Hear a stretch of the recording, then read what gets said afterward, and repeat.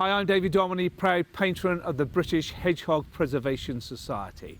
And as we remember the 5th of November, we also need to remember to act safely on this bonfire night to ensure no harm comes to any of our garden wildlife. First of all, when building a bonfire, it's best to build it on the day that you're actually going to light it. Hedgehogs prefer to wander around at night, so this will save them and other creatures from settling and sticking around for the next day when you light it. Before lighting, have a rummage around using a torch and a pole, or a broom rather than a fork or a rake, of course.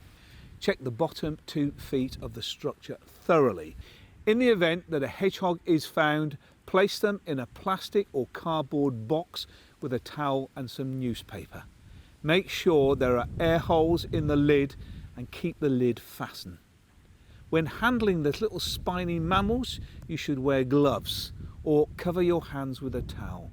Not only will this protect your hands from the spikes, but it'll keep them calm as well and stop the human smells transferring from you to them.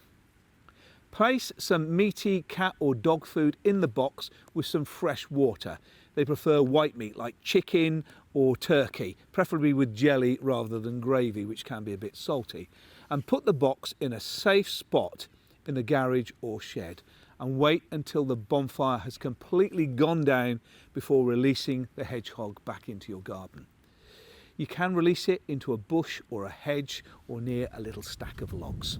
Take extra precaution when lighting by doing so from one side only, which will allow a little escape route on the other side if you've missed anything.